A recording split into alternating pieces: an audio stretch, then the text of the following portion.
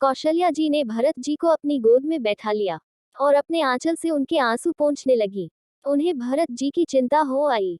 दशरथ महाराज भी कहते थे, कौशल्या, मुझे भरत की बहुत चिंता है, कहीं राम वनवास की आंधी भरत के जीवन दीप को बुझा न डाले।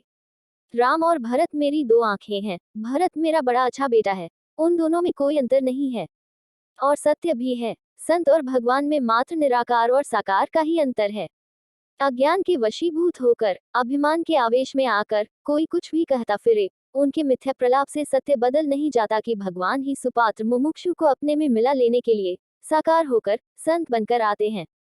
वह परमात्मा तो सर्वव्यापक है, सब में है, सब उसी से है, पर वह सब में परिलक्षित नहीं होता। संत में भगवान की भगवत्ता स्पष्ट झलकने लगती है।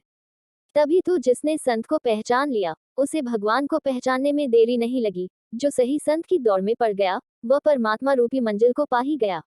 भरत जी आए तो कौशल्या जी को लगता है जैसे राम जी ही आ गए हों।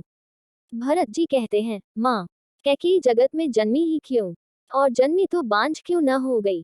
कौशल्या जी ने भरत जी के मुख पर हाथ रख दिया। कैकेयी को क्यों दोष देते हो भरत, दोष तो मेरे माथे के लेख का है। ये माता तुम पर बलिहारी जाती है बेटा, तुम धैर्य धारण करो। यूं समझते समझाते सुबह हो गई और वशिष्ठ जी का आगमन हुआ।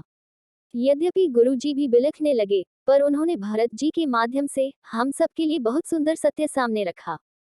कहते हैं, 6 बातें विधि के हाथ हैं, इनमें किसी का कुछ बस नहीं है। सुनहु भरत भावी प्रबल बिलखी कहेउ मुनिनाथ, हानि लाभ जीवन मरण यश अपयश विधि हाथ। इसलिए लोकेशानंद कहता है कि अपरिहार्य परिस्थिति में किसी को भी शोक नहीं करना चाहिए।